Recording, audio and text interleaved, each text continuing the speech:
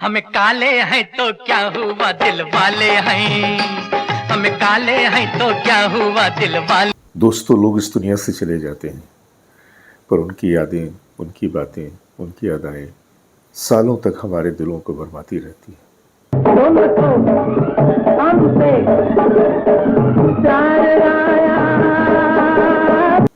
ऐसी ही कुछ यादें हैं जूनियर महमूद की, जिन्हें हम कहते तो जूनियर महमूद थे, लेकिन उनका असल जो नाम था वो था नईम सैयद।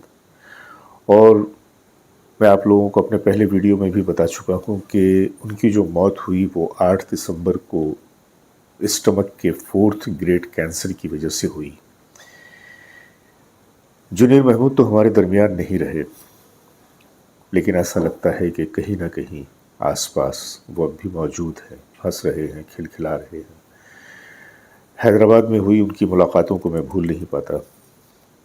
प्यारी सी शख्सियत, प्यारा सा इंसान, और सबसे बड़ी बात यह है कि अपनी ज़मीन से जुड़ा हुआ। और एक मज़े की बात यह है कि रफ़ी साहब से वो बेतहाशा मोहब्बत करते थे। रफ़ी साहब का जब भी ज़िक्र आता तो उनके चेहरे पे एक अक़ीदतमंदी छा जाती, उनके लहजे में एक मिठास आ जाती, और कुछ ऐसा रिश्ता था उनका और रफ़ी साहब का, शायद हम उसे रूहानी रिश्ता कह सकते हैं, कि उनकी इस मोहब्बत की वजह से खुदा ने भी उन्हें ये एज़ाज़ बख्शा कि मौत के बाद उन्हें रफ़ी साहब की कब्र के बगल में ही जगह मिली। शायद इस बात से जूनियर महमूद साहब की रूह को भी बहुत आराम मिला होगा। आइए आज हम बातें करते हैं अपने प्यारे एक्टर जूनियर महमूद की। तो बने रहिए हमारे साथ और देखते रहिए अपना प्यारा सा चैनल।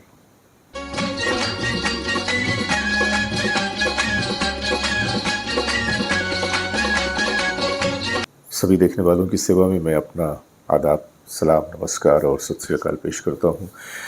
दोस्तों, वो जो कहते हैं ना कि पूत के पाँव पालने में नज़र आ जाते हैं, कुछ ऐसी ही बात जूनियर महमूद साहब के साथ थी। छोटी सी उम्र थी, लेकिन बचपन से ही उनके अंदर लोगों को हंसने हंसाने का एक जज्बा भरा हुआ था। उन्हें लगता था कि शायद खुदा ने इसी बात के लिए पैदा किया है कि बस वो दूसरों के होठों पे हंसी बिखेर दिया करे, और वो ऐसा ही करते थे। जब बहुत छोटे थे तो अपनी छोटी छोटी प्यारी प्यारी हरकतों से लोगों के चेहरे पे एक हंसी सजा दिया करते थे, और नाचना, डांस करना, मटकना, थिरकना ये उनकी फितरत का हिस्सा था। ऐसा लगता था कि उनके जिस्म में खून नहीं दौड़ता, बल्कि कोई पारा दौड़ता है, कोई मरकरी दौड़ता है जो उन्हें चैन से बैठने नहीं देता। और यही वजह हुई कि 9 साल की उम्र से ही उन्होंने अपनी करियर की शुरुआत कर दी। 1967 में एक फिल्म आई थी नौनिहाल, जिसके हीरो थे संजीव कुमार। और आपको याद होगा कि उस फिल्म में कैफी आज़मी साहब ने गीत लिखे थे और मदन मोहन जी ने संगीत दिया था। तुम्हारी जुल्फ के साए में शाम कर लूँगा, और एक गीत जो रफ़ी साहब का बहुत ही ख़ास था, मेरी आवाज़ सुनो, प्यार का राज सुनो। मेरी आवाज़ सुनो, प्यार का राज। इस फिल्म से उनके फिल्मी कैरियर की शुरुआत हुई।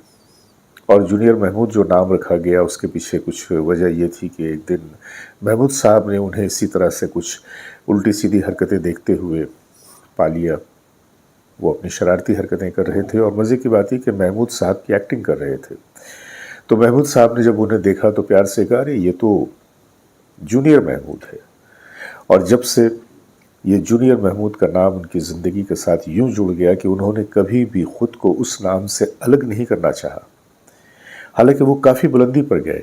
उन्होंने 265 फिल्मों में काम किया, 7 मुख्तलिफ ज़बानों में काम किया, कई मराठी फिल्मों को प्रोड्यूस किया, उन्हें डायरेक्ट किया।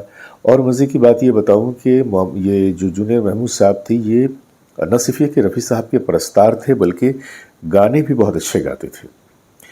इतनी सारी खूबियों के बावजूद और शोहरत की ऐसी बुलंदियां चढ़ने के बावजूद भी वो शख्स ज़मीन से जुड़ा रहा। कभी भी उसने ख़ुद को ज़मीन से अलग नहीं किया।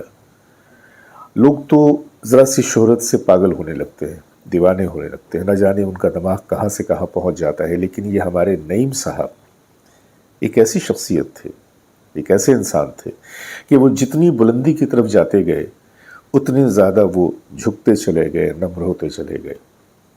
मैं जब उनसे पहली बार मिला तो मुझे लगा ही नहीं कि मैं एक इतने शोहरत याफ्ता एक एक्टर से मिल रहा हूँ जिनकी ज़िंदगी गुजर गई है फिल्म इंडस्ट्री के कैमरे को फेस करते हुए, जिन्होंने बड़े बड़े एक्टर्स के साथ काम किया और जिनकी पजीराई न जाने कैसे कैसे लोग कर चुके हैं। इंतहाई नरमी के साथ वही पेपर कप में खड़े होकर हमने चाय पी, बहुत सारी बातें की। फिर उसके बाद दूसरी मुलाकात में एक जगह बैठ के बातें हुई और मैंने देखा कि मेरी एक आदत है कि चूँकि मैं रफ़ी साहब का बड़ा परस्तार हूँ, तो जब भी कभी रफ़ी साहब का ज़िक्र आता है तो ऑटोमेटिकली मेरे मुंह से कुछ बातें निकल जाती हैं।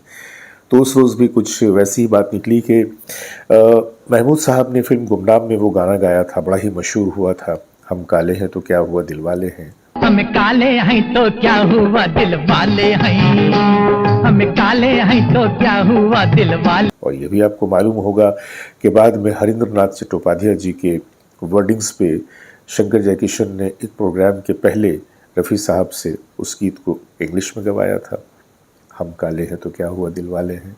I love her, love her, love her, love her, so will you. The she I love is the.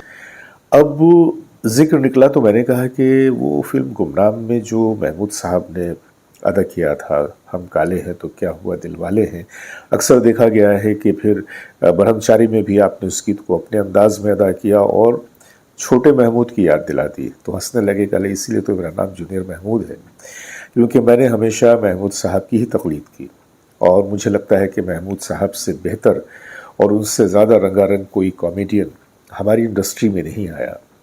तो मैंने कहा तो ये भी बड़े मज़े की बात रही कि एक तरफ तो महमूद साहब ने रफ़ी साहब की आवाज़ में उस गीत को अदा किया था और फिर उसी गीत को ब्रह्मचारी में आपको अदा करने का मौका मिला, तो उनके चेहरे पे बड़ी मीठी सी मुस्कुराहट आ गई और उन्होंने कहा कि मैं बता नहीं सकता कि मुझे इस बात की कितनी खुशी है।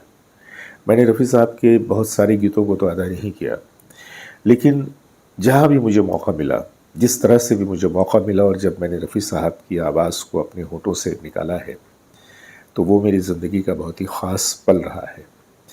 मैं उनसे जैसी मोहब्बत करता हूँ, मैं उससे लफ्ज़ों में बयान नहीं कर सकता, क्योंकि मेरे लिए वो इतने रिस्पेक्टफुल थे, इतने काबिल एहतराम थे कि मैं तो क्या, जब मेरे उस्ताद, मेरे गुरु महमूद साहब, वो जब रफ़ी साहब को भाईजान कहा करते थे और रफ़ी साहब के बेतहाशा परस्तार थे, तो मैं तो बहुत छोटी सी चीज़ हूँ।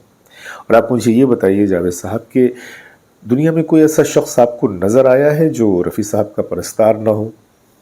तो मैंने कहा कि नहीं, मुझे अब तक तो कोई नज़र नहीं आया। तो उन्होंने कहा कि और आएगा भी नहीं, क्योंकि रफ़ी साहब तो ही थे।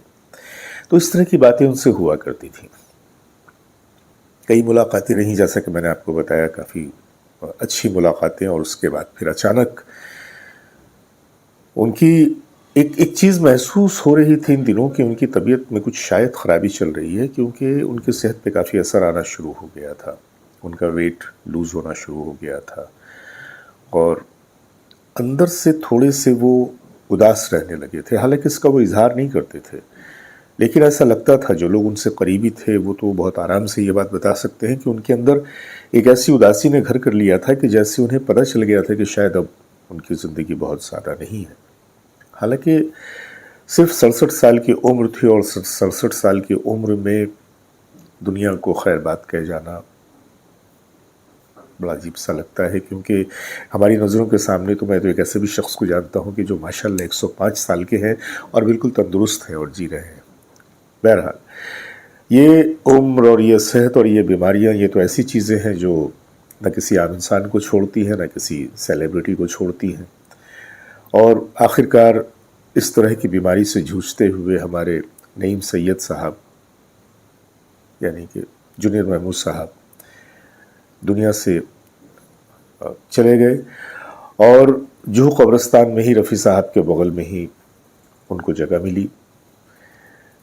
इन्होंने 265 फिल्मों में तकरीबन 7 ज़बानों में काम किया था और जब इन्होंने हैदराबाद का रुख किया, हैदराबाद की एक फ़िल्म मज़ा मस्ती इस तरह से उन्होंने बनाई और काफ़ी पॉपुलर हुए यहाँ भी, क्योंकि लोग तो उन्हें जानते ही थे। और महमूद साहब ने जिस तरह से दक्कनी ज़बान को फ़िल्मों में प्रमोट किया था, वो तो लोग उससे वाकिफ़ ही थे। और उसके बाद जब बज़ाते ख़ुद ये हैदराबाद तशरीफ़ लाए तो इनकी मकबूलियत का एक अलग ही जलवा था, बड़े ही पॉपुलर। بہت زیادہ ہی ہر دل عزیز، اور اس ہر دل عزیزی کے پیچھے ظاہر سی بات ہے کہ ان کی وہ پیاری سی شخصیت بھی پوشیدہ تھی۔ بہت ساری باتیں یاد آ جاتی ہیں جب کسی انسان کا ہم ذکر کرتے ہیں، کیونکہ انسان کی زندگی کوئی تھوڑی تو نہیں ہوتی نا، لیکن جو زندگی وہ دنیا میں گزارتا ہے اور جس طرح سے گزارتا ہے وہ یادیں ایک خزانے کی طرح سے انسان کے دل و دماغ میں رہ جاتی ہیں، اور ایسا ہی کچھ ان کے بھی ساتھ ہوا۔ اب بس یہی کہا جا سکتا ہے کہ چونکہ وہ ہمارے درمیان نہیں ہیں تو ہم ان کے لیے مغفرت کی دعا کریں اور دعا کریں کہ اوپر والا انہیں ان کی روح کو آرام دے، شانتی دے۔ پھر کبھی اگر کوئی بات ان کے حوالے سے یاد آئی تو میں آپ لوگوں کے سامنے پیش کروں گا، لیکن یہ جو بات میں نے آج آپ کے سامنے بتائی، کیونکہ جب یہ اس بات کا علم ہوا کہ انہیں جوہو قبرستان میں رفیع صاحب کے بالکل بغل میں قبر کی جگہ ملی ہے، تو مجھے ایسا لگا کہ شاید وہ آپس کا رشتہ تھا، وہ روحانی محبت تھی۔ شاید رفیع صاحب کی روح نے انہیں بلا لیا کہ تو مجھ سے اتنا پیار کرتا تھا، آ میرے بچے تو میرے بازو میں آ جا۔ شاید ایسا ہوا ہو۔ یہ تو روحانی باتیں ہیں، اور اوپر والی کی بات تو اوپر والا ہی جانے، اللہ جانے، مولا جانے، بندہ کیا بتا سکتا ہے۔ لیکن ہاں اتنا ضرور ہے کہ جوہو قبرستان بھی ایک ایسا قبرستان ہے بامبے کا جہاں پہ موسٹ آف دا سیلیبریٹیز کی قبریں موجود ہیں، جہاں پہ نہ صرف یہ کہ محمد رفیع صاحب کی قبر ہے بلکہ دلیپ کمار صاحب بھی وہیں تشریف فرما ہے، مدھو بالا جی، نوشاد صاحب، طلعت محمود صاحب، اور اس طرح کی درجنوں ہستیاں ہیں جو اسی قبرستان میں آرام فرما رہی ہیں، اور ان لوگوں کے درمیان ایک اور شخص کا اضافہ ہو گیا، ہمارے نعیم سید صاحب کا، جونیئر محمود کا۔ آپ لوگ بھی ان کے لیے دعا کیجئے، ان کی آتما کی شانتی کے لیے دعا کیجئے، اور اپنے دوست جاوید نسیم کو اجازت دیجئے بہت ساری محبتوں کے ساتھ۔